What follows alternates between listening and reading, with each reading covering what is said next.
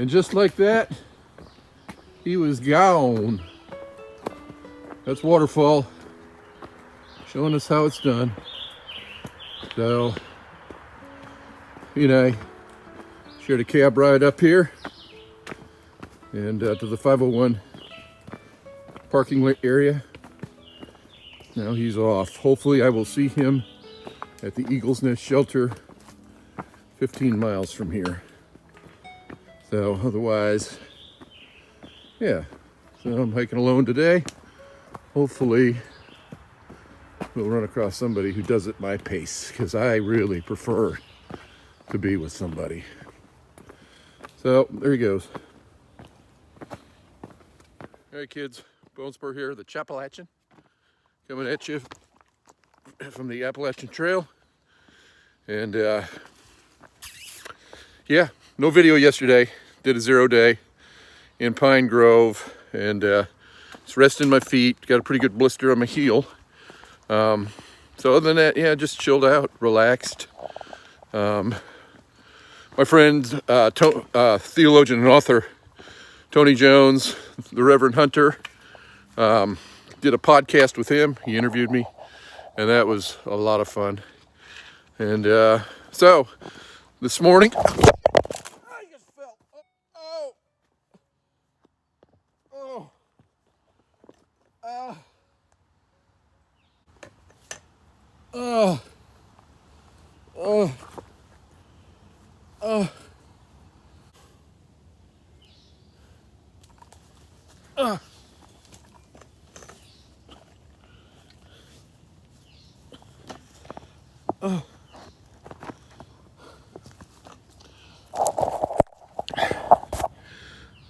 Well, that was sort of unpleasant.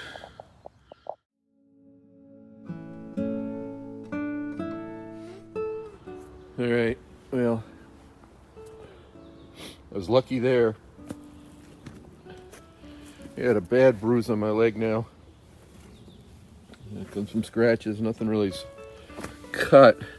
But I mean, look at these rocks that I just fell on. Just, ouch. So, anyhow,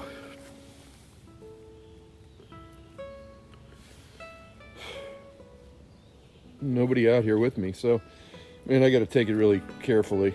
I got to not video and walk for sure. So there you have it. I'm going to try to get my head together and keep on walking. Hopefully this hip thing isn't a problem. We'll see. All right, that's life of the YouTube content creator. So it goes. No brains, no headache, what I like to say. Okay.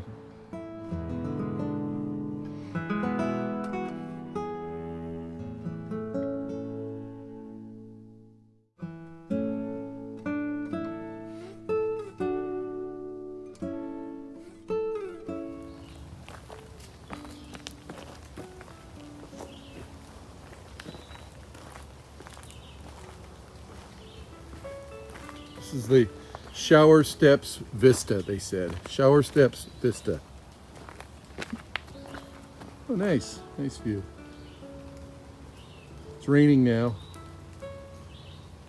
but still a nice view. Hope you can see that.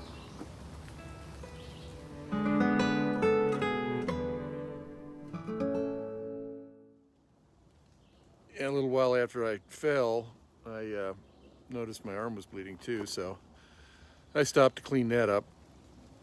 And when I did, I called my friend Brett. Actually, he called me back, and he gets up really early in the morning. He's a 4 a.m. waker-upper.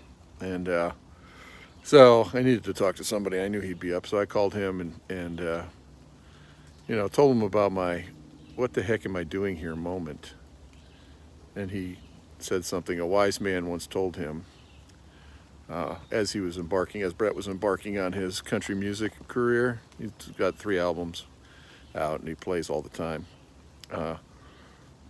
And he said a wise man told him, you know, there's going to come a time, it's 1 o'clock in the morning, you're up on the stage, there's nobody left, you're wondering, what the heck am I doing here? And that wise man said, just remember, this is the exact spot that God has you right now. And I'm not going to take any credit for being wise, but he was just quoting me back to me. And that helped me because why am I here? Because this is the exact spot that God would have me be right now. So, grateful for friends. There you go. Thanks. All right. For better travel. Like a cone in a parking lot. Here he is, Suds. Suds, where are you from? I'm from Oxford, Pennsylvania. All right. Suds, let me ask you a question. How do you say the name of this trail? Appalachian. Very good. Thank you. Yeah. Here's another nice view. The sky's starting to lighten up some. It's nice.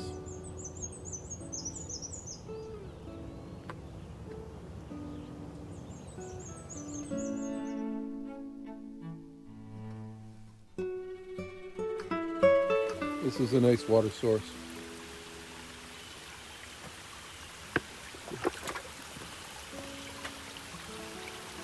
It goes clear over there too, and then down, and there's a lot of water here.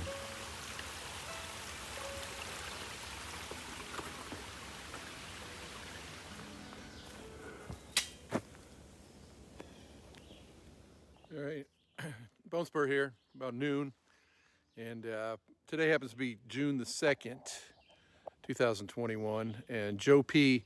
Texted me, congratulating me for 17 years. And he has 17 years of what? And it's 17 years no smoking today. Yes, Bone Spur was quite a chimney. Until 17 years ago, I started not smoking.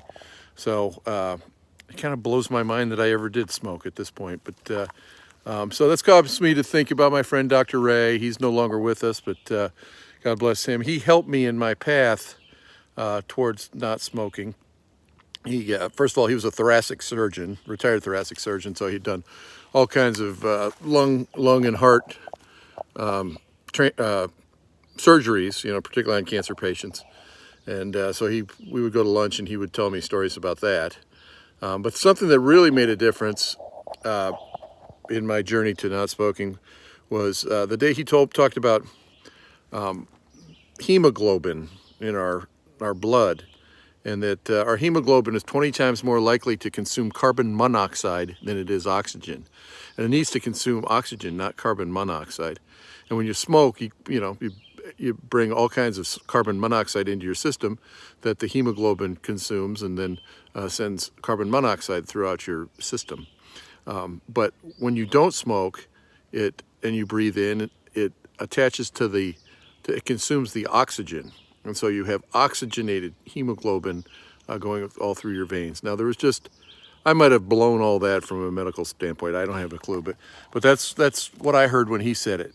And that meant something to me for some reason. You know, the idea of good, healthy, oxygenated hemoglobin coursing through my brains or my veins was helpful, and that was a good image.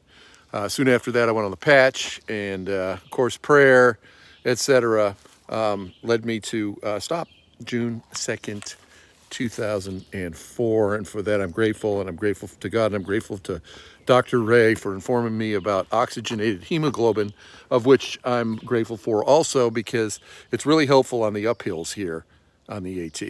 Oxygenated hemoglobin. Yeah, look for it.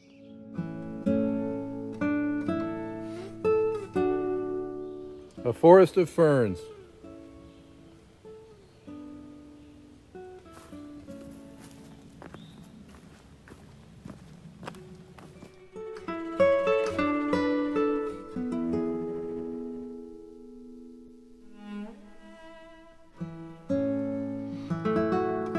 This is a spring, I guess, and this is a piped spring. It comes right out of the ground and out of this pipe. So that's where I'm getting water before I go up to the shelter.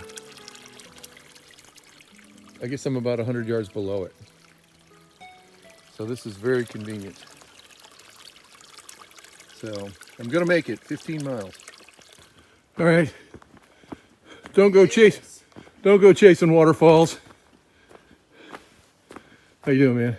I'm doing fine. How about you? I'm hanging in there. Oh, good. You got here a little bit earlier than you thought? Yeah, I did. That's good. I did. Considering the fall I took. Yeah. So anyway, here we are, the Eagle's Nest Shelter. And somebody's already set up, eh? Or is Well, I took a nap earlier. Oh, that's you. Okay. Today, yeah. All right. Well, good. All right. So here we are. I'm Nice. debating if it's going to rain tonight or not. All right. Here we are at the Eagle's Nest Shelter here in southern Pennsylvania. And who am I talking to here? I'm Tater. Hi, Tater. How you doing? Where'd you grow up? I grew up in Massachusetts. All right. Now, Tater, let me ask you a series of questions here, first of all. Perfect. Tell me what dorm you lived in. I lived in Fennell Hall. Fennell Hall. Tell me what the mascot of the school you attended was. It's the Lakers. The what Lakers? The Great Lakers? The Great Lakers. The Great Lakers. Yeah. What lake is that? It's Lake Ontario. Lake Ontario. All right. Gee, I wonder where he went to school. I know. It's interesting. I've met a lot of Ivy Leaguers out here, right? There's a lot of people of privilege out here on the AT. We've met MIT people, Vassar, Seven Sisters, what have you.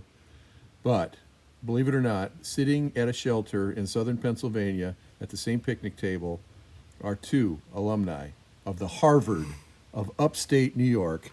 And what's the name of that place, Tater? SUNY Oswego. Yeah, Oswego State, Great Lakers. Here we are on the AT.